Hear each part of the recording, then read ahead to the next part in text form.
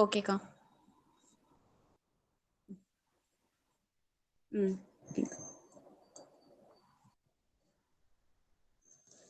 Good evening. கேக்குதா? கேக்குதுடா. ஓகேக்கா. Good evening everyone. Warm greetings to our 15th weekly challenge. First வந்து நாம இப்போ எந்த கோட் யாரோட கோட் வச்சு ஆரம்பிக்க போறோம் அப்படின்னா இந்த வீக்லி சேலஞ்சை கன்ஃபூஷியஸோட கோட் வச்சு ஆரம்பிக்க போறோம். கன்ஃபூஷியஸ் வந்துட்டு ஒரு wise philosopher and one of the most famous person in ancient China. அவர் என்ன சொல்லியிருக்காரு அப்படின்னா, choose a job you love and you will never have to work a day in your life.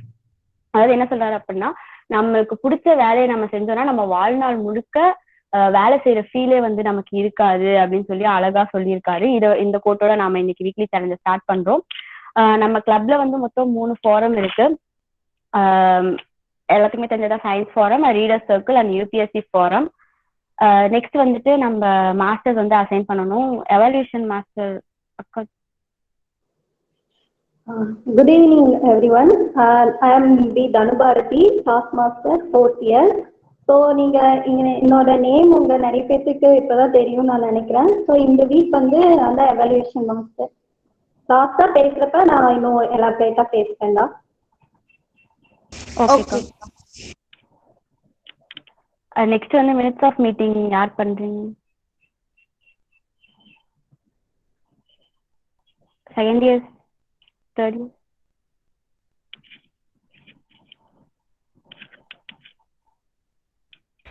Listening master second இயர்ஸ்ல இருந்து வாலண்டியரா name கொடுங்கடா.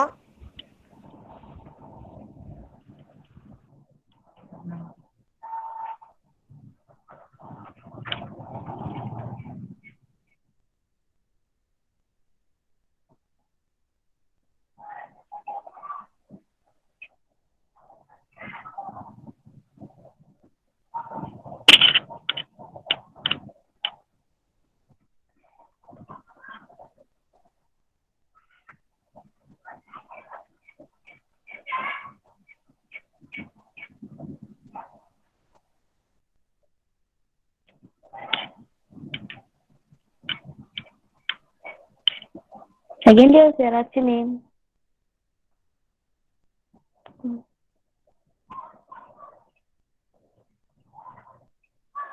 Hello, கேக்குதா?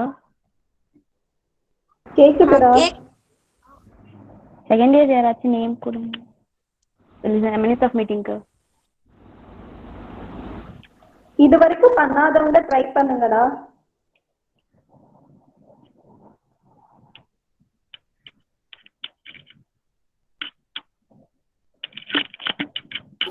தெரியலனாலும் பரவாயில்ல. யாரும் அக்கா, ஆக்சுவலா நான் நேம் கொடுத்துருப்பேன் அக்கா, பட் எனக்கு ஒரு கிளாஸ் நடந்துட்டு இருக்கு, நான் பிளேஸ்மெண்ட் ட்ரைனிங், அதனால மேம்கிட்ட ஸ்பீச்சுக்காக பெர்மிஷன் கேட்டு வந்தேன். அதனால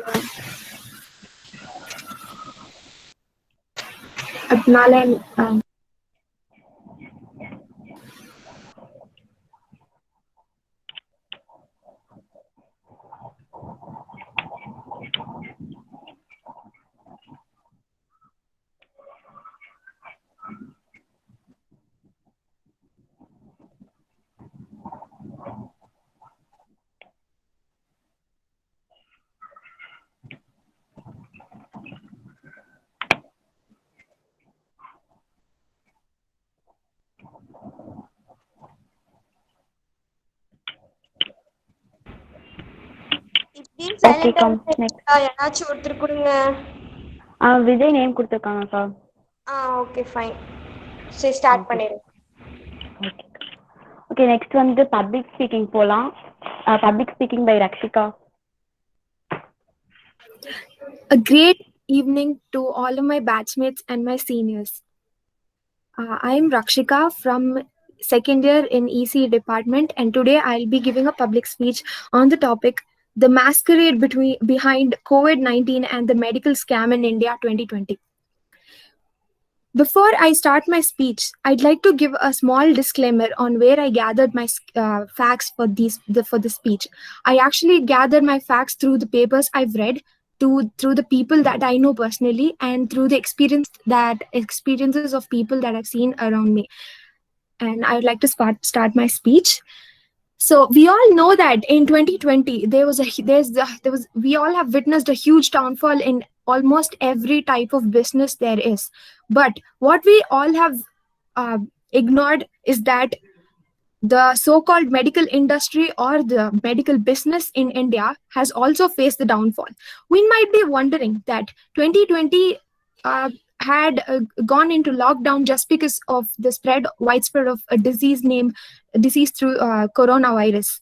But that did not exactly help in uplifting the medical industry. That is because coronavirus helped all these people who were working for that particular department. Other than that, the other physicians and other doctors from the other departments, they all had faced a huge downfall in their work life. But how does it affect people? Firstly, every business that has gone down in 2020 had affected the manufacturer and the consumer in one way or the other. But it was confinedly monetary. That is, it involved just money. But the downfall of medical industry did not just affect people monetarily, but also in ways that we cannot imagine, such as it turned many of the doctors to committing sins in terms of medical terms, and also it also affected people via their bodies and physically as well as mentally. But the basic thing that people used against the doctors, since there was a downfall in the medical industry, the major reason for that downfall is because we were all staying at home.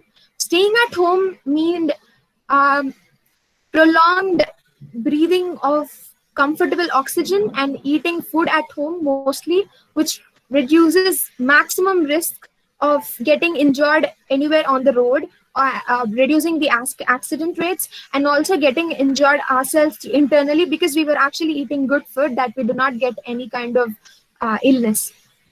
And with these two reasons, there was a huge downfall in the medical industry. And the huge downfall in the medical industry convinced the doctors, many of the doctors, I am not saying everyone, that they have to take a step and use a powerful weapon against the people, the normal people, to get to bring an uplift in their industry and to stabilize their work position.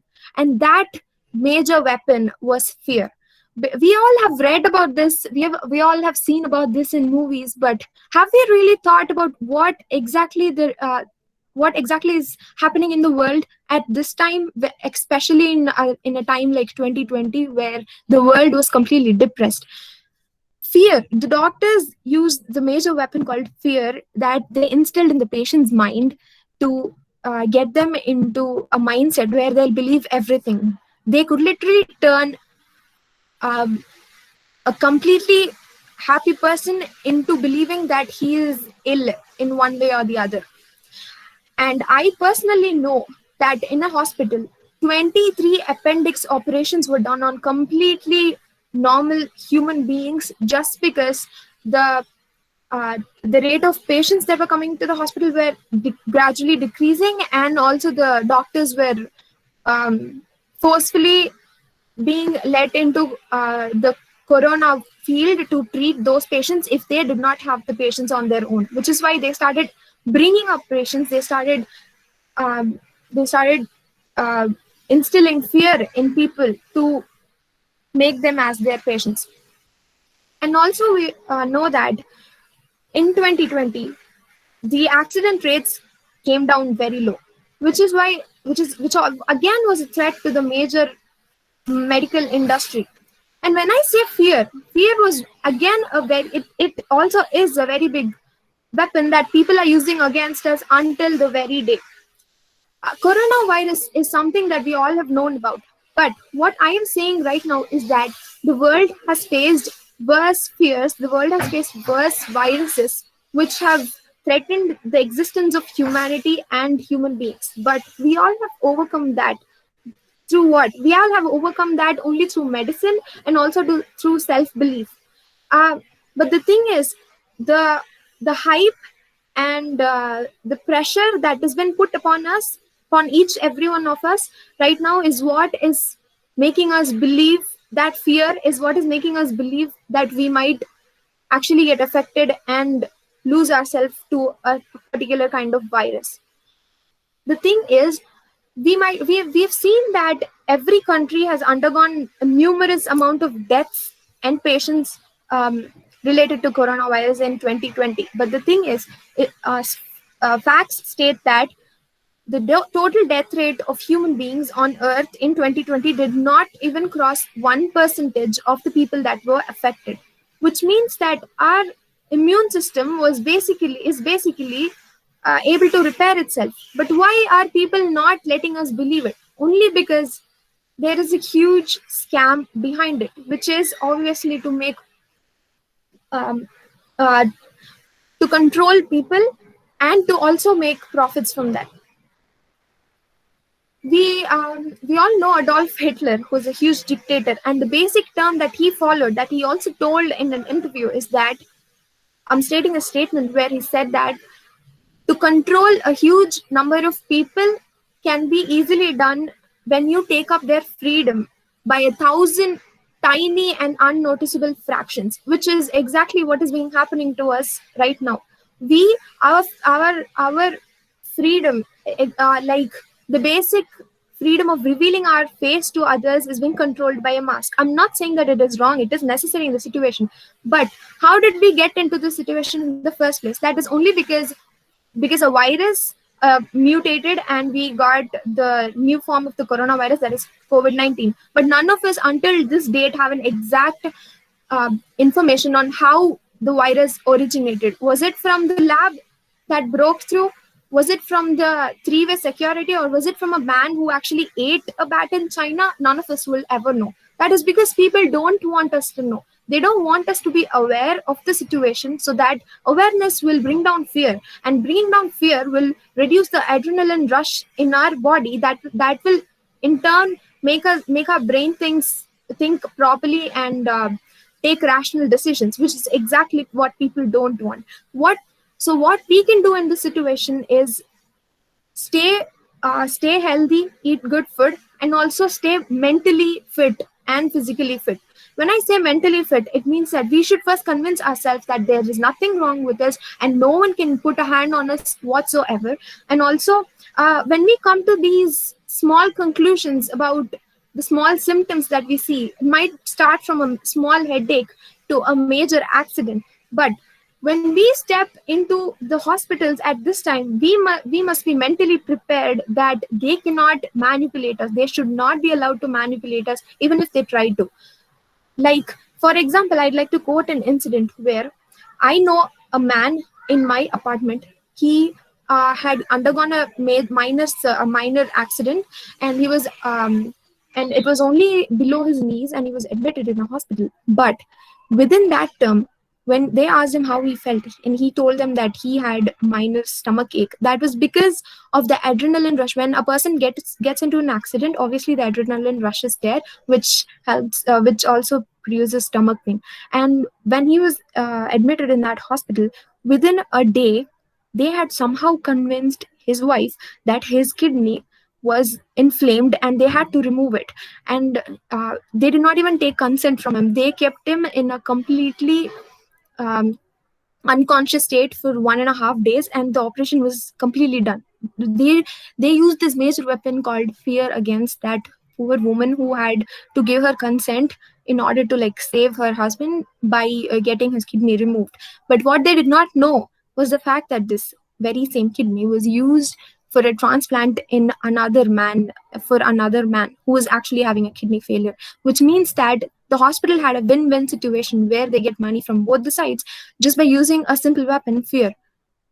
But what they do not tell us is that we are being put into a mentally and physically pressurized situation, because once a person puts their hand in our body, it cannot always be the same. We'll have to take medication just because we took a previous medication, and that cycle never stops, which is why I like to end my speech saying that think rationally, eat healthy, stay mentally fit and physically fit, and just trust yourself, trust your body, and trust your instincts. Do not let anyone fool you in terms of medicine or a virus.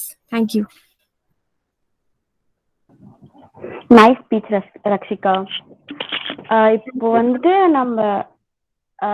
நம்ம இந்த weekly சேலஞ்சே வந்துட்டு ஆன்லைன்ல conduct பண்றோம்னா அதுக்கு காரணம் major ரீசனே வந்து corona தான். அதனாலதான் வந்து நம்ம இப்படி வந்து நம்ம வீக்லி சேலஞ்ச் வந்து ரன் பண்ணிட்டு இருக்கோம். ஸோ ஃபர்ஸ்ட் வந்து டவுன்ஃபால்ல ஸ்டார்ட் பண்ணி அது வந்து டாக்டர்ஸோட மென்டாலிட்டி எப்படி இருக்கு, அதுவும் இல்லாம நம்ம வீட்லயே இருக்கிறதுனால என்னென்னலாம் ஆகுது அப்படின்னு ரொம்ப அழகா ஸ்டார்ட் பண்ணி நம்ம அடால்ஃப் ஹிட்லர் சொன்ன ஒரு ஸ்டேட்மெண்ட்டையும் இப்போ இருக்க சுச்சுவேஷனையும் கம்பேர் பண்ணி அழகா நம்ம லாஸ்டா வந்து பிசிக்கலாவும் மென்டலாவும் ஃபிட்டா இருந்தா நம்மள எதாலையுமே தோக்கடிக்க முடியாதுன்னு அழகா சொன்னீங்க Rakshika. Thank you so much. Thank you so மச்க்கா. ஓகே, நெக்ஸ்ட் வந்துட்டு நான் சொல்லியிருந்தேன் குரூப்ல போட்டிருந்தேன் வேர்ட் ஆஃப் த டே வந்துட்டு பார்த்து வச்சுக்கோங்க அப்படின்ட்டு. அதை வச்சு ஒரு சின்ன ஃபன் கேம் இருக்கு. எல்லாம் ரெடியா? சவுண்டே காணோம். ஹலோ ஹலோ, எல்லாம் ரெடியா? சின்ன ஃபன் கேம் இருக்கு சொன்னேன். ஓகே, இப்போ இந்த கேம் என்ன அப்படின்னா, நம்ம லாஸ்ட் வீக் வந்து வேர்ட் ஆஃப் த டே போட்டிருந்தாங்கல்ல. ஸோ அதுல இருக்க அந்த பிக்சர்ஸ் வந்து நான் காமிப்பேன். அந்த பிக்சர்ஸ்ல இருந்து அந்த வேர்ட் வந்து உங்களுக்கு ஞாபகம் வந்து அதோட மீனிங் சொல்லணும். அதுதான் வந்து இந்த கேமு. ரெடியா? ஹலோ. ஓகே, நான் ஃபர்ஸ்ட் பிக்சர் வந்து ப்ரெசென்ட் பண்றேன்.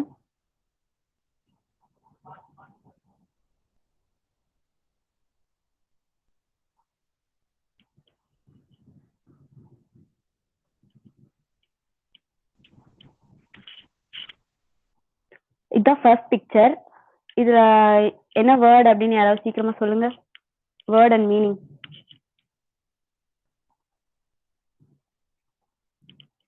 ஹலோ, ஸ்கிரீன் தெரியுதா?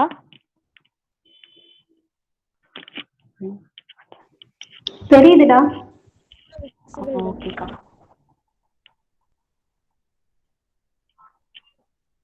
வேர்ட் சாட் பாக்ஸ்ல போடுறீங்களா? சாட் பாக்ஸ்ல வந்துட்டு இருக்குதா? ஓகேக்கா.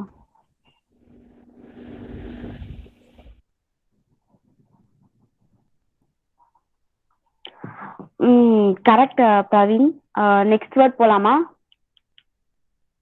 நீங்க மைக் ஆன் பண்ணி பேசுனீங்கன்னா இன்னும் கொஞ்சம் இன்ட்ராக்டிங்கா இருக்கும். நெக்ஸ்ட் வேர்ட் போடுறான். இந்த வேர்ட் மைக் ஆன் பண்ணி பேசுனீங்கன்னா இன்னும் கொஞ்சம் இன்ட்ராக்டிங்கா இருக்கும், ஜாலியா இருக்கும். மைக் ஆன் பண்ணி கொஞ்சம் ஆன்சர் சொல்லுங்க.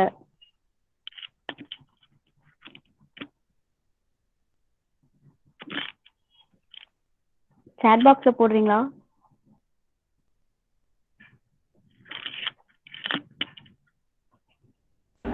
இல்ல, இதுக்கு இன்னும் ரிப்ளை வரலடா. ஓகேக்கா.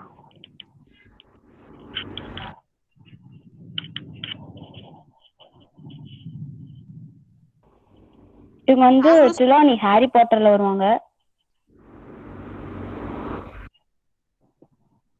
யாரோ சொன்னீங்க. தேர்ட் இயர்ஸ் சொல்லலாமான்னு கேட்டேன். சொல்லலாம்க்கா. ப்ரெடிக்டிங் தி ஃபியூச்சர் தானே இது? சொல்லிட்டா. ஆமாங்கக்கா. கரெக்ட். டிவினேஷன். சரி.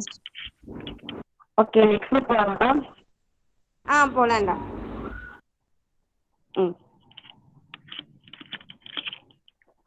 இது வந்து பாசன்கிற பாஸ்கரன்ல இருந்து வந்தது. வேர்ட் கொஞ்சம் கஷ்டமோ.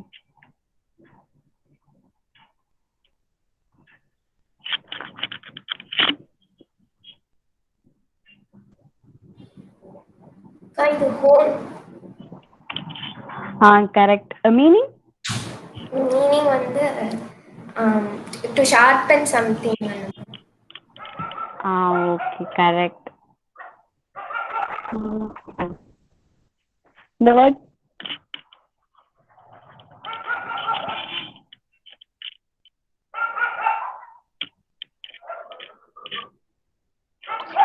petrified.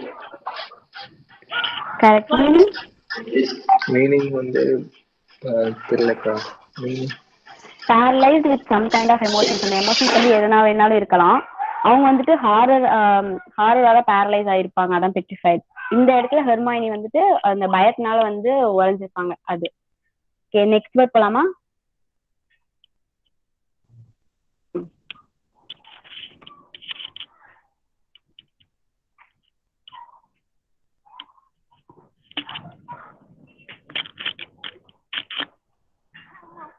ஹலோ, இந்த வேர்ட் கேன்சர்.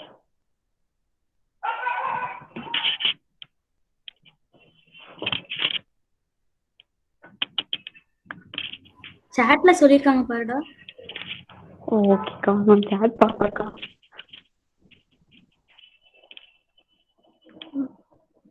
கரெக்ட். மீனிங்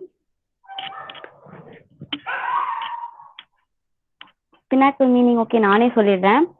ஒரு பாயிண்ட்ல வந்துட்டு ஒரு இம்பார்ட்டன்டான பாயிண்ட் இருக்கும், அதுல வந்து நம்மளோட சக்சஸ் வந்து இருக்கும்ல, அந்த பாயிண்ட், அந்த ஒரு பாயிண்ட் அதான் வந்து பினாக்கல். இதுல வந்து வால்டமோர்ட் வந்துட்டு ஹாரி பாட்டரோட பவரை எடுத்துக்கிட்டப்போ அவருக்கு வந்து ஒரு பாயிண்ட் ஆஃப் ரொம்ப அதிகமான பவர் கிடைக்கும், அங்க வந்து ஒரு ரொம்ப சக்சஸா இருப்பாரு, அதுதான் இதோட மீனிங். நெக்ஸ்ட் வேர்ட் வந்துட்டு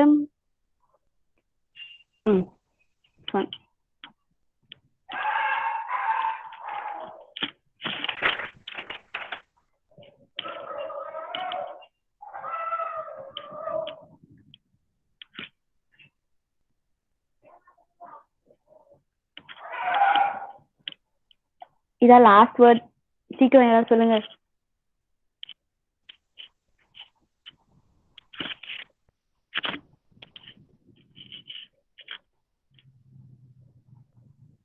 ஓகே, நானே சொல்லிட்டா. இதுல வந்துட்டு என்ன அப்படின்னா, போதி தர்மா வந்துட்டு அந்த டிசீஸ்க்கான கியூர் வந்து கண்டுபிடிக்கிறதுக்கு ரொம்ப முனைப்போட இருப்பாரு. அந்த வேர்டு வந்துட்டு ஸ்ட்ரைட், அதான் அந்த வேர்டோட அது வேர்டு, அது மீனிங் வந்து அவர் ரொம்ப அதுல ரொம்ப ஐ மீன் அந்த கியூருக்காக அவரே முன்னாடி வந்து கண்டிப்பா அந்த கியூரை நான் கண்டுபிடிப்பேன் அப்படின்னு சொன்னதான் வந்து அதோட மீனிங். ஓகே, இதோட இது வந்து ஸ்டாப் பண்ணிக்கலாம். Correct Shruti, Hansika. Okay, next வந்துட்டு நாம புக் ரிவ்யூ போலாமா? Okay, next book review by Shruti. Shruti, you can proceed. Good evening, everyone. I'm Shruti from CSE Section 1. I'm here to share my review about a book I read. I read recently. I would like to start with a quote by Stephen King. Books are a uniquely portable magic. Of course, we all know they are. Some books we read, some books we enjoy ourselves, some touch our mind, some even may touch our heart. But only a few really help us to see what is already within ourselves. It makes us realize ourselves and awakens our soul. The Monk Who Sold His Ferrari is one such book. It's a fiction by Robin Sharma. He's a Canadian writer. He's considered as one of the top leadership experts. His other works include The 5 a.m. Club, Who Will Cry When You Die, and The Leader Who Had No Title, and a lot more books. His main theme will include about self-improvement and leadership. All his books are based on that. The Monk Who Sold His Ferrari is one such book. It is one of the best motivational books I personally suggest. It's a fable about fulfilling your dreams and reaching your destiny. The book is written in a form of conversation. It's a conversation between the main character called Julian Mantle. He's a high-profile attorney, and his junior is John. The book is written in the form of a conversation between these two. So I'm going to share a short. I'm going to explain the story in a short way. Julian Mantle, in the beginning, is described as a successful person who has all money and fame. He leads a stressful life with a crazy schedule and a set of priorities that only revolves around his work and gaining money and power. But the story changes when Julian had a heart attack in the middle of the courtroom while he was doing his work. After recovery, he decides to give his life a pass, leaving his luxuries behind. As the title says, he of course sells his Ferrari and takes up a life-changing odyssey to the Himalayas in search of nirvana. Here, nirvana means it means a true meaning of life. That is seeking, undergoing a journey to find the meaning of our life. The beauty of India is wonderfully described in that book. The author has beautifully chosen words for describing India. His life changes when he meets the sages of Shivana in the Himalayas. He tells about his life story, and the sages there decided to teach him the secret for happiness. But they made him to make a promise that he would share the knowledge attained to everyone in the world. The sages reveal 7 virtues by one by telling him a few stories. So these stories and tips are the main theme of the book. I'm going to tell the 7 virtues in a short way. They are master your mind. The second one is follow your purpose. Third one is practice kaizen. Kaizen is a Japanese word. Kai means self-improvement and Kai means self, Zen means improvement. The next one is live with discipline. The next one is respect your time, selflessly serve others, and embrace the present. These are the 7 virtues Julian learned. After 3 years, Julian returns home as a new man. He is totally transformed into a new man. He narrates John his experience and the 7 virtues of inner peace. Though John disagrees first, as he learns all the 7 virtues through different stories, he eventually accepts it, and he promises to spread the same to help the people to lead a better life. So, to be short, I would tell The Monk Who Sold His Ferrari is a wonderful self-help book, and the author has made it more beautiful with the choice of his words. Not even a single page is without 15 adjectives, but the language is not too tough. It won't be like we are witnessing Julian's journey and self-awakening. Rather than we would feel like we are the one taking up the journey, uncovering the mystery. This book suits many of us leading a busy life, forgetting to live in the present. So I would strongly recommend to give it a read. Thank you.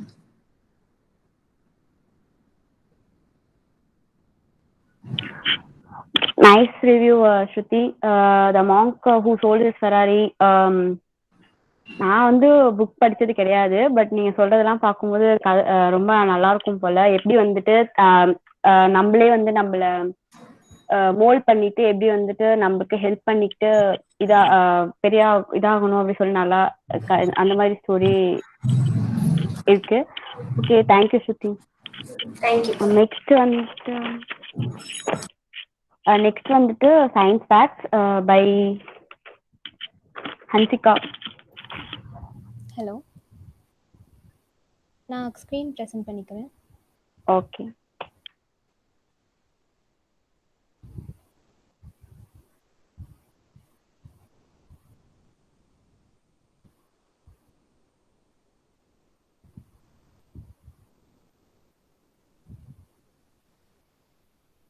Hello everyone, நான் Hansika from CSC department. இன்றைக்கி நான் வந்து science facts பற்றி சொல்ல போகிறேன். Tiger has a very short tongue. அதோட டங்க்ல வந்து நிறைய சின்ன சின்ன ஸ்மால் ரியர் ஃபேஸிங் ப்ரொஜெக்ஷன்ஸ்லாம் நிறைய இருக்கும். அது வந்து சும்மா நம்மளை வந்து லிக் பண்ணாலே நம்மளோட போனில் இருக்க ஃப்ளஷ் எல்லாம் வந்து பிச்சுட்டு வந்துருமா. ஆனால் வந்து ஜூவில் இருக்க டைகர்லாம் வந்து அவங்களோட கோவொர்க்கர்ஸை லிக் பண்ணும்போது அது ரொம்ப ஃப்ரெண்ட்லியாக பண்ணும். ஸோ வந்து அவங்களுக்கு எதுவும் ஆகாது. நிறைய ஒரு சின்ன ஒரு ஃபேக்ட்லாம் போட்டிருந்தாங்க. என்னென்னா டைகர் வந்து ஜூவில் உள்ள வாலில் உள்ள பெயிண்ட் எல்லாம் வந்து அதுவே லிக் பண்ணி பாதி வாலே அதுவே சாப்பிட்ருமா. இது ஒரு சின்ன fun fact. Next water meal. இந்த வாட்டர் மீல் தான் வந்து உலகத்திலே ரொம்ப சின்ன சைஸ் ஃப்ரூட். இது வந்து ஒரு பின்னோட ஹெட் சைஸில் தான் இருக்கும். என்னதான் வந்து இது சின்னதாக இருந்தாலும் அதுக்கு வந்து ரொம்ப நிறைய நியூட்ரிஷனல் வேல்யூஸ் இருக்குது. கடுகு சிறுத்தாலும் காரம் குறையாதுன்னு சொல்கிற மாதிரி தான் இந்த ஃப்ரூட்டு. நெக்ஸ்ட் வாட்டிக்கன் சிட்டி தான் வந்து உலகத்திலே வந்து ரொம்ப smallest country. Just 0.2 square miles தான் அதோட இது இருக்குது.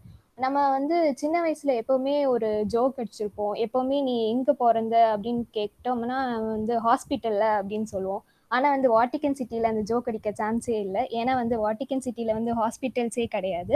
அங்க லிட்ரலி வந்து எந்த பர்த்துமே டேக் பிளேஸ் ஆகாது. ஸோ அங்க வந்து ரொம்ப கம்மியான சிட்டிசன் தான் இருக்காங்க. அதாவது ஒரு 40% தான் வந்து 40 தான் உமனே இருக்காங்க. அதுலயும் வந்து கொஞ்சம் பேர் வந்து போப்புக்கு வேலை செய்யறாங்க. ஸோ வந்து அவங்க கல்யாணம்லாம் பண்ண மாட்டாங்க. மீதிலாம் வந்து அந்த சிட்டிக்கு வந்து ஒர்க் பண்றவங்களோட ஒய்ஃப் இல்லைன்னா டாட்டரா தான் இருப்பாங்க. சப்போஸ் அந்த மாதிரி யாருக்காவது வந்து டெலிவரி நடக்கும்னா வந்து பார்டருக்கு வெளியில தான் கூட்டிட்டு போய் டெலிவரி இது பண்ணுவாங்க. நெக்ஸ்ட் வந்து நம்ம எல்லாருக்குமே தெரியும் வந்து ஸ்லாத். அது ரொம்ப சோம்பேறியான, உலகத்திலே வந்து அதுதான் ரொம்ப சோம்பேறியான மேமல். ஸ்லாத் வந்து எப்படின்னா அது வந்து ஒரு 100 ஃபீட்லேருந்து மேலேருந்து கீழே விழுந்தாலும் அதுக்கு என்ன ஒதுமே ஆகாதான். ஏன்னா வந்து அதோட உடல் அமைப்பே அந்த மாதிரி தான் டிசைன் ஆயிருக்கு.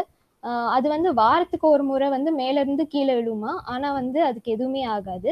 ஸ்லாத் வந்து ரொம்ப சோம்பேறின்னு நம்மளுக்கு தெரியும். அதே மாதிரி அது ஒரு லீஃப், ஒரு சின்ன ஒரு சிங்கிள் லீஃப் சாப்பிட்டாலே அதுக்கு வந்து டைஜஸ்ட் ஆக 1 மாசம் ஆயிடுமா. நெக்ஸ்ட் வந்து ஜெல்லிஃபிஷ் வந்து ரொம்ப பாய்சனஸ்ன்னு நம்மளுக்கு தெரியும். ஆனால் அதில் வந்து 98% வந்து வாட்டரால தான் மேட் ஆயிருக்கு. இப்போ வந்து சில டைம் வந்து ஜெல்லிஃபிஷ் சீலேருந்து கரைக்கு வந்துருச்சுன்னா வந்து அது ரொம்ப டைரக்ட் எக்ஸ்போசர் ஆஃப் சன்லைட் இருந்துச்சுன்னா அது வந்து அப்படியே அது உருகி இதாயிடுமா. நெக்ஸ்ட் வந்து நார்வே. புக் லவர்ஸ்க்கு வந்து நார்வே வந்து ஒரு பெஸ்ட் கண்ட்ரி.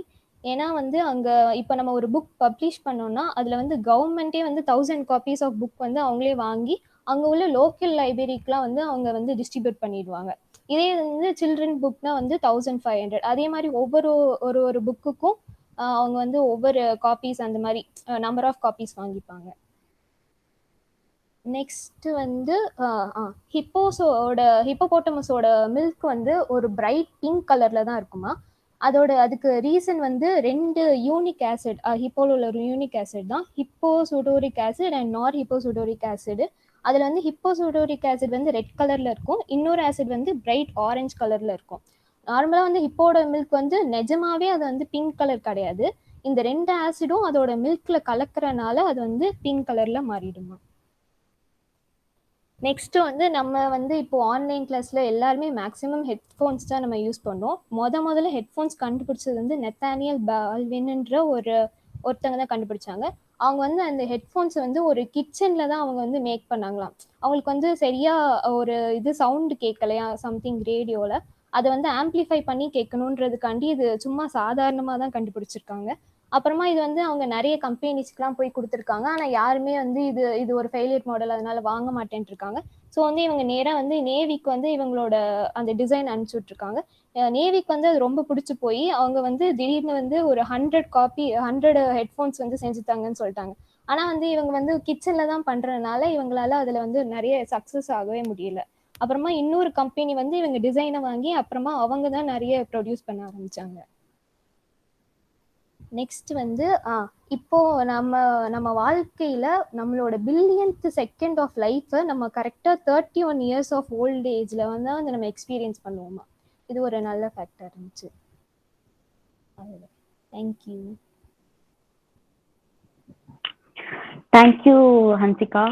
ஃபர்ஸ்ட் வந்துட்டு டைகரோட டங்க்ல ஆரம்பிச்சு நம்ம பில்லியன்த் செகண்ட் வந்து எந்த வயசுல வந்துட்டு நம்ம லிவ் பண்றோம் அப்படின்ற வரைக்கும் ரொம்ப அழகா சொல்லியிருந்தீங்க.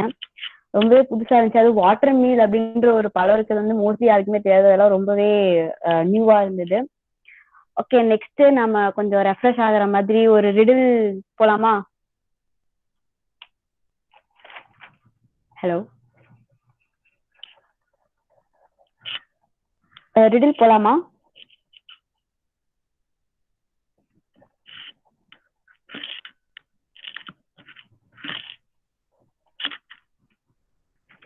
Hello,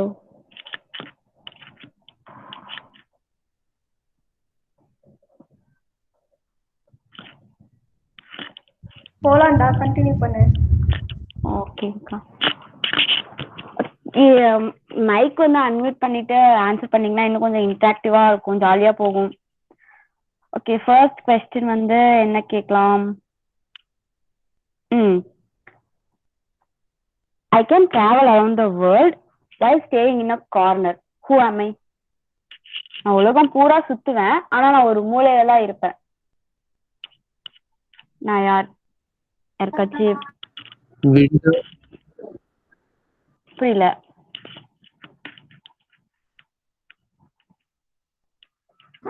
window bus window. No, bus வந்து ஒரு பஸ் எல்லாத்துக்கும் ஓகே அப்படி வைக்கலாம். ஆனா ஆக்சுவல் ஆன்சர் வந்து ஸ்டாம்ப். கரெக்ட் சுத்தி. விஜய் சொன்னது கரெக்டா தான் இருக்கும். ஓகே, நெக்ஸ்ட் கொஸ்டின் போலாமா?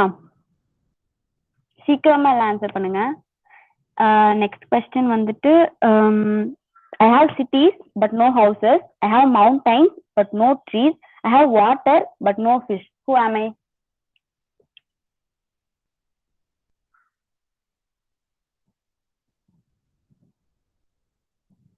கொஸ்டின் புரிஞ்சுதா இல்ல மறுபடியும் ரிப்பீட் பண்ணிட்டா? I have cities but no houses. I have mountains but no trees. I have water but no fish. Who am I? Clouds. No.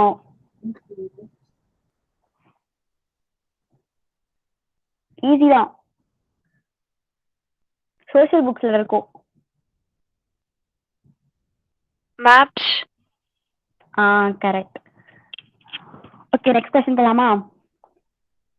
Okay, next question வந்துட்டு you can break me easily without even touching me or seeing me. என்ன பார்க்கவும் மாட்டீங்க, தொடவும் மாட்டீங்க, ஆனா என்ன ஈஸியா break பண்ணிடுவீங்க. புரியல. எதையம்மா? No no no.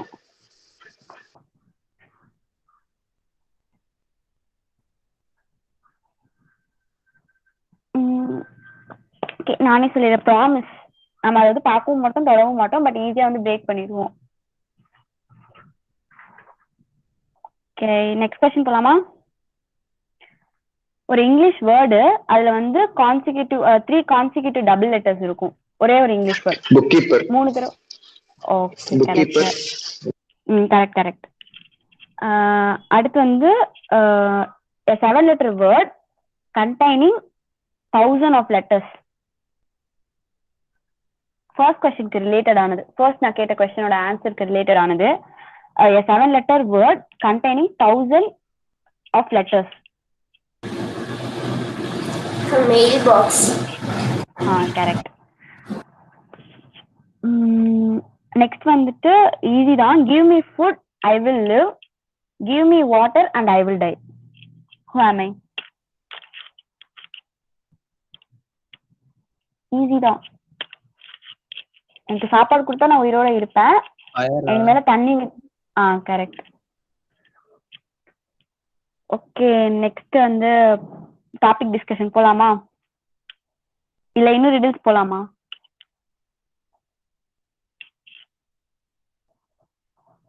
யாராச்சும் ரிடில் போலாம்.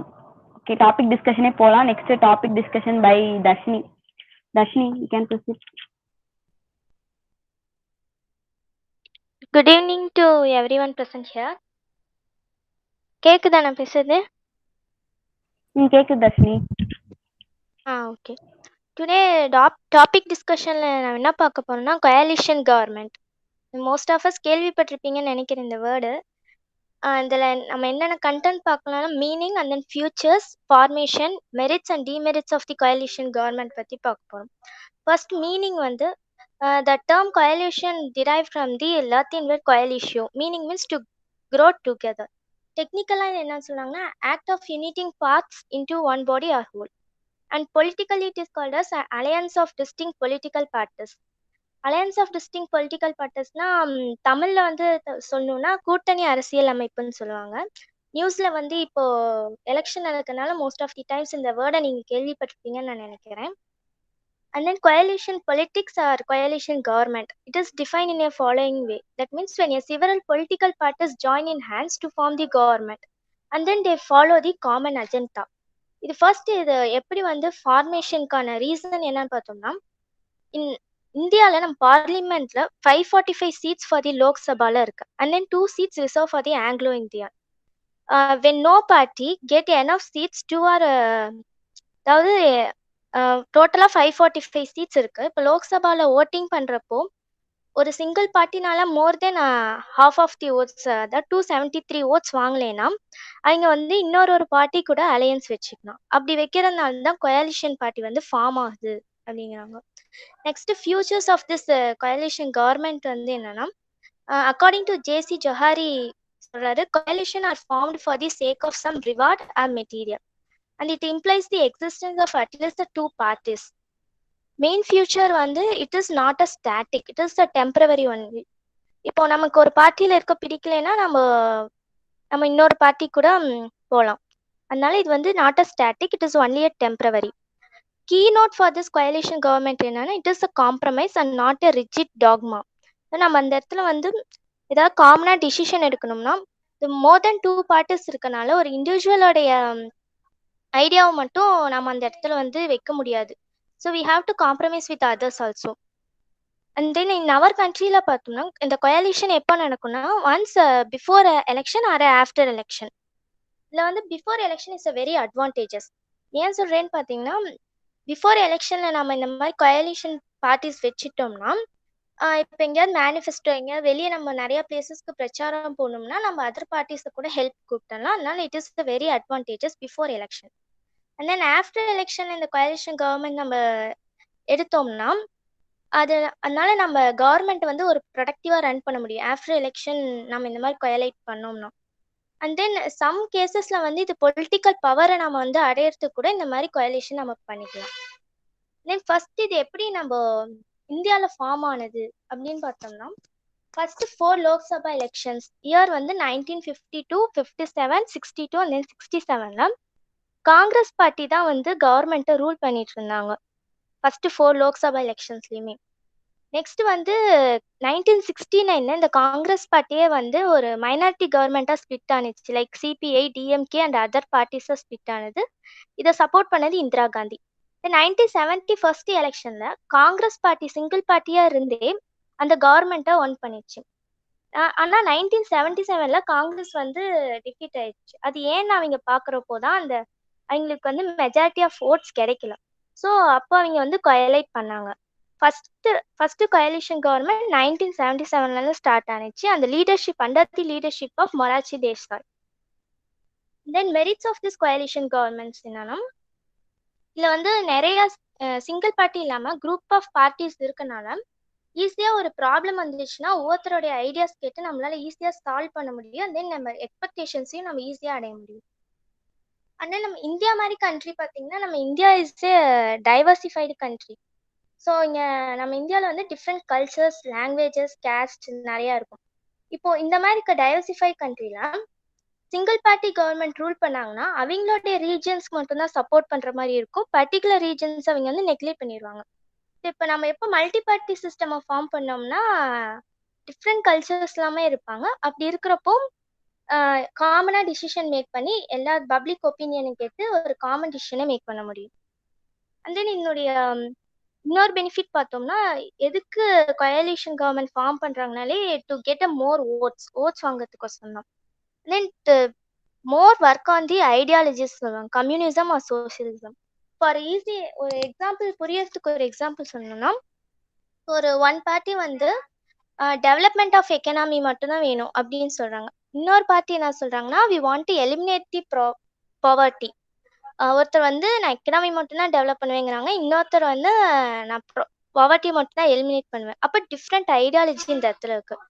இப்போ இந்த மாதிரி இடத்துல ஒரு சிங்கிள் பார்ட்டி இருந்தாங்கன்னா ஒன்று அவங்க எக்கனாமியை டெவலப் பண்ணுவாங்க, அண்டர்லைன் பவர்ட்டியில் இருக்க பர்சன்ஸ் வந்து அவங்க கண்டுக்க மாட்டாங்க. இப்போ இதே மல்டி பார்ட்டியில் இருக்கப்போ இந்த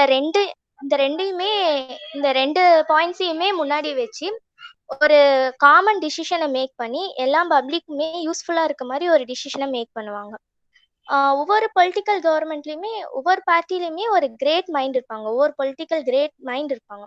ஸோ அப்போ அந்த கிரேட் மைண்ட்ஸ்லாம் ஒன்றா சேர்றப்போ வந்து நமக்கு ஒரு ப்ரொடக்டிவான கவர்மெண்ட்டை நம்மளால் தர முடியும். And then demerits of this coalition government பார்த்தோம்னா, ஃபர்ஸ்டே சொன்னேன், இது வந்து நாட் அ ஸ்டாட்டிக், நிலையானது இல்லை. ஸோ டிஃப்ரெண்ட்ஸ் ஒப்பீனியன் வரப்போ ஒவ்வொரு இடத்துல ஒவ்வொரு பார்ட்டிக்கு டிஃப்ரெண்ட்ஸ் ஒப்பீனியன் வைக்கிறப்போ ஒவ்வொருத்தர் அதை நான் ஏற்றுக்க மாட்டேன் அப்படின்னு சொல்லிட்டாங்கன்னா அந்த கவர்மெண்ட்டே கொலாப்ஸ் ஆயிடும். தென் நமக்கு எல்லாத்துக்கும் தெரியும் பார்லிமெண்ட்டோடைய லீடர் வந்து பிரைம் மினிஸ்டர் தான்.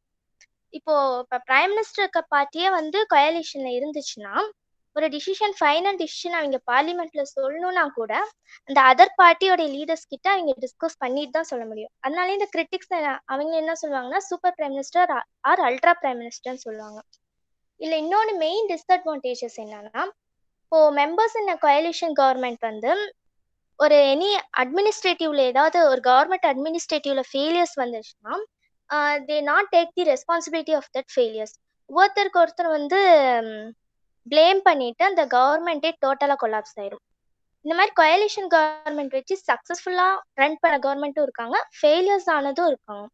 இல்லை சக்ஸஸ்ஃபுல்க்கு ஃபார் எக்ஸாம்பிள் பார்த்தோம்னா 1991 வந்து Congress led alliance under leadership of PV Narasimha Rao அவங்க வந்து நெக்ஸ்ட் 5 இயர்ஸ்க்கு வந்து அவங்க ரூல் பண்ணாங்க.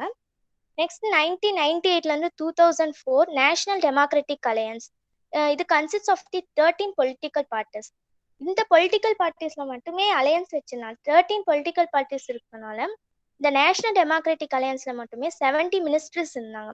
இதையே வந்து ஜம்போ மினிஸ்ட்ரின்னு சொல்லியிருக்காங்க. இதை யாரோடைய லீடர்ஷிப்னால இதை கவர்மெண்ட் ரூல் ஆனதுன்னா வாஜ்பாயோடைய லீடர்ஷிப்னால. Next 2004 to 2014 united progress alliance இருந்தது. இதான் வந்து 10 இயர்ஸ்க்கு இந்த கவர்மெண்ட் ப்ரொடக்டிவா ரன் பண்ணாங்க under the leadership of doctor மன்மோகன் சிங்னால. இப்போ நம்ம பிரசன்ட் கவர்மெண்ட் வந்து present government prime minister Narendra Modi government பார்த்தோம்னா அவங்களுக்கு வந்து இப்போ கோயலிஷன் கவர்மெண்ட் இல்லை, அவங்க சிங்கிள் பார்ட்டியா இருந்தே ஒன் பண்ணிட்டாங்க. நெக்ஸ்ட் இதுல வந்து ஃபெயிலியர்ஸ் ஆன கவர்மெண்ட்டுமே இருக்கு. 1979 ஃபர்ஸ்ட் கோயலிஷன் கவர்மெண்ட் ஸ்டார்ட் பண்ணாங்க அண்டர் தி மொரார்ஜி தேசாய். அதுவே வந்து வித்தின் டூ இயர்ஸ்ல சம் இன்டர்னல் கான்ஃபிளிக்ஸ்னால அதுவே கொலாப்ஸ் ஆயிடுச்சு. இது எதனால வந்து ஃபெயிலியர்ஸ் நடக்குதுன்னா due to some power hungry politicians இருக்கனால இந்த மாதிரி ஃபெயிலியர்ஸ் நடக்குது. And then some difference in ideologies and internal கான்ஃபிளிக்ஸும் டேக்ஸ் பிளேஸ் ஆகும். ஃபைனலாக இந்த டாபிக் வந்து கன்க்ளூட் பண்ணுறோம். இப்போ எப்படி வந்து சக்ஸஸ் எப்படி நம்ம எடுத்துகிட்டு போகணும்னா it only depends on the mutual respect and good leadership and willingness of work on the differences. Thank you. I think most of us gained this knowledge on the coalition government. Thank you Dharshini. Coalition government பற்றி ரொம்ப அழகா ஃபர்ஸ்ட்ல இருந்து conclude பண்ணுறதுக்கு ரொம்ப அழகா சொன்னீங்க. எப்படி வந்து எதனால வந்து ஸ்டார்ட் ஆச்சு, எப்படி ஸ்டார்ட் ஆச்சு, அதோட மெரிட்ஸ் என்ன, டிமெரிட்ஸ் என்ன, எல்லாமே நியூ இன்ஃபோஸா இருந்துச்சு. எனக்கு எல்லாருக்குமே ரொம்ப யூஸ்ஃபுல்லா இருந்திருக்கும். ரொம்ப தேங்க்யூ தர்ஷினி. ஓகே, நெக்ஸ்ட் அக்கா தனுபாரதி அக்கா, எவல்யூஷன் மாஸ்டர். இப்போ என்னோட பேர் வந்து தனுபாரதி ஃப்ரம் இசி டிபார்ட்மெண்ட். நான் வந்து இப்போ பிளேஸ்மெண்ட் ப்ராசஸ்னால ரொம்ப வீக்லி சேலஞ்ச்லாம் என்னால் அட்டன் பண்ண முடியல. ஸோ ரொம்ப நாளுக்கு அப்புறம் நான் இந்த வீக்லி சேலஞ்ச் அட்டன் பண்ணுறேன். எனக்கு ஒரு மெயின் இன்கன்வீனியன்ஸ் அப்படின்னா நம்ம ஆன்லைன்னால ஸோ ஃபேஸ் வந்து எனக்கு ஒரு ஃபேஸ் வந்து செகண்ட் இயர்னால ரொம்ப நியூவாக இருக்கீங்க எல்லாரும். ஸோ ஃபேஸ் எனக்கு தெரியல. தேர்ட் இயர்ஸ் நாங்கள் கொஞ்சம் இன்ட்ராக்ட் பண்ணியிருக்கோம், ஏன்னா நாங்கள் லாஸ்ட் இயர் இருந்ததுனால ஓரளவுக்கு எனக்கு எல்லாருமே தெரியும். பட் இந்த செகண்ட் இயர்ஸ் எனக்கு கொஞ்சம் ஃபேஸ்லாம் தெரியல, எல்லாருமே எனக்கு நியூவாக இருக்கீங்க. ஸோ இன்னைக்கு நான் தான் எவாலுவேஷன் மாஸ்டர். ஃபர்ஸ்ட் வந்து ரக்ஷிகா பப்ளிக் ஸ்பீக்கிங் ரொம்ப அழகா பேசினாங்க. இப்போ இது வரைக்கும் நாங்க அட்டென்ட் பண்ண எல்லாருமே வந்து தமிழ் லாங்குவேஜ்ல பேசிட்டு இருந்தாங்க. பட் ஆனா அவங்க இன்னைக்கு இங்கிலீஷ்ல பேசினது அட்வான்டேஜ் என்ன அப்படின்னா கம்யூனிகேஷன் நல்லா இருந்துச்சு, வாய்ஸ் வந்து ரொம்ப கிளியரா இருந்துச்சு, அண்டர்ஸ்டாண்ட் பண்ணிக்க முடிஞ்சிச்சு. அவங்க சொன்ன ஒரு பாயிண்ட்டுமே நம்மளால ஈஸியா அண்டர்ஸ்டாண்ட் பண்ணிக்க முடிஞ்சிச்சு. ஸோ ரக்ஷிகா அவங்களோட ஓவரால் வந்து ரொம்ப பிடிச்சிருந்துச்சு, நீட்டா இருந்துச்சு. அதுல நெகட்டிவ்னு அப்படின்னு சொல்றதுக்கு எதுவுமே இல்லை, எல்லாமே நல்லா பண்ணியிருந்தாங்க. அதுக்கப்புறம் வந்து அவங்க சொன்ன பாயிண்ட்ஸ் எல்லாமே நல்லா இருந்துச்சு. அவங்க எடுத்த டாபிக் வந்து ரொம்ப டிஃபரா இருந்துச்சு. ஏன்னா இது வரைக்கும் நம்ம பப்ளிக் ஸ்பீக்கிங்னா நார்மலா செல்ஃப் மோட்டிவேஷன் அந்த மாதிரி இருந்ததுல இவங்க கொஞ்சம் டிஃப்ரெண்டா இப்ப இருக்க சிச்சுவேஷனை எடுத்து பேசினது அப்படின்றது ரொம்ப நல்லா இருந்துச்சு. ஸோ நெக்ஸ்ட் பார்த்தோம்னா புக் ரிவ்யூ ஸ்ருதி அவங்க கொடுத்துருந்தாங்க, சிஎஸ்சி டிபார்ட்மெண்ட். ஸோ அவங்க ஸ்டார்டிங்லேயே ஒரு கோட் வச்சு ஸ்டார்ட் பண்ணாங்க. அவங்களும் அப்படிதான், அவங்க பேசினது நல்லா கிளியரா இருந்துச்சு, அண்டர்ஸ்டாண்ட் பண்ணிக்க முடிஞ்சிச்சு. அதுக்கப்புறம் வந்து இப்போ அவங்க சொன்ன பாயிண்ட்ஸ்லாம் அந்த புக் ரிவ்யூவோட அந்த மெயின் கான்செப்ட் நல்லா இருந்துச்சு. இப்போ இப்போ எல்லாமே இப்போ மோட்டிவேஷன், கரேஜ் எல்லா நல்ல விஷயமும் இருக்கு. அதுக்கு முன்னாடி நம்ம செல்ஃப் அப்படின்னு போட்டுக்கிட்டா அது இன்னுமே நம்மளுக்கு ரொம்ப ஒரு நல்ல விஷயமா இருக்கும். ஸோ அந்த மாதிரி செல்ஃப் ரிலேட்டடா சொன்ன அந்த புக் ரிவ்யூ வந்து நல்லா இருந்துச்சு. நெக்ஸ்ட் வந்து சயின்ஸ் ஃபேக்ட்ஸ். இது நாள் வரைக்கும் நாங்க வந்து ஆஃப்லைன்ல அட்டென்ட் பண்ணும்போது சும்மா ஃபேக்டா தான் சொல்லிட்டு இருந்தாங்க. ஆனா இவங்க வந்து பிபிடி போட்டு காமிச்சது வந்து அதுவும் பிக்சர் வைஸ் போட்டு அதெல்லாம் வந்து ரொம்ப சூப்பரா இருந்துச்சு. ஃபேக்ட்ஸ் எல்லாமே ரொம்ப இன்ட்ரெஸ்டிங்கா போச்சு. ஸோ இதுலயுமே எதுலையுமே என்னால நெகட்டிவ் சொல்ல முடியல, ஏன்னா எல்லாருமே சூப்பரா செமையா பண்ணியிருந்தீங்க. நெக்ஸ்ட் வந்து லாஸ்டா டாபிக் டிஸ்கஷன் தர்ஷினி கொடுத்திருந்தாங்க. அவங்க பாயிண்ட்ஸ் எல்லாமே சூப்பரா இருந்துச்சு. அதுவும் இதுவும் அப்படிதான், இப்போ எலெக்ஷன் டைம்ல இத சொல்றது வந்து இன்னும் இன்ட்ரெஸ்டிங்கா இருந்துச்சு. இது அந்த கூட்டணி பத்தி சொன்னது, அந்த இயர் எல்லாமே சூப்பரா சொல்லியிருந்தாங்க. லாஸ்டா வந்து ரேஷ்மா மோடி சூப்பரா பண்ணியிருந்தாங்கடா. டாஸ்க் எல்லாமே ரிட்டில் கேட்டது, அந்த வேர்ட் ஆஃப் த டே போட்டு பிக்சர் போட்டு அதெல்லாம் கேட்டது ஒவ்வொன்றுமே நல்ல எஃபெக்டிவா பண்ணியிருந்தீங்க. ஸோ ஓவரால் எனக்கு இன்னைக்கு ரொம்ப பிடிச்சிருந்துச்சு. எனக்கு எந்த ஒரு நெகட்டிவ்மே இல்லை. லாஸ்டா ஒன்னே ஒன்று மட்டும் சொல்லிக்கிறேன். இப்ப ஏதாச்சும் ஒரு ஆன்சர் கேட்கறாங்கன்னா அட்லீஸ்ட் நீங்க ரெஸ்பான்ஸ் பண்ணுங்கடா. நீங்க எல்லாருமே ஓகே, நீங்க சாட் பாக்ஸ்ல எல்லாமே போடுறீங்க, இன்னும் கொஞ்சம் இன்ட்ராக்டிவா இருந்தா இன்னும் நல்லா இருக்கும்னு எனக்கு தோணுச்சு. அது ஒண்ணு மட்டும் தான் நான் உங்ககிட்ட கன்வே பண்ணணும்னு நினைச்சேன். மற்றபடி ஓவரால் எல்லாருமே சூப்பரா பண்ணிருந்தீங்கடா.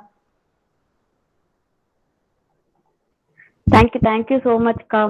உங்க ஹெக்டிக் ஷெடியூல்லையும் வீக்லி சேலஞ்ச் அட்டன் பண்ணி எங்களுக்கு ஃபீட்பேக் கொடுத்துருக்கீங்க. ரொம்ப தேங்க்ஸ்க்கா. அதான் ஒண்ணும் இல்லடா, ஷெடியூல்லாம் எங்களுக்கு கொஞ்சம் இப்போ ஆயிட்டோம். நான் பிளேஸ் ஆயிட்டேன் அதுக்கப்புறம். ஸோ அதனால எனக்கு ரொம்ப நாள் கழிச்சு வீக்லி சேலஞ்ச் அட்டன் பண்ண ஹாப்பியா இருந்துச்சு. பட் அதான் ஒரு இது விஷயம்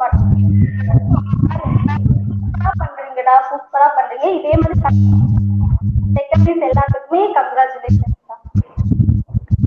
தேங்க்யூ ஸோ மச்க்கா. ஒரு நிமிஷம் அக்கா, சீனியர்ஸ் யாராவது இருக்கீங்களா? வேற யாராவது சீனியர்ஸ் ஃபீட்பேக் மட்டும்க்கா.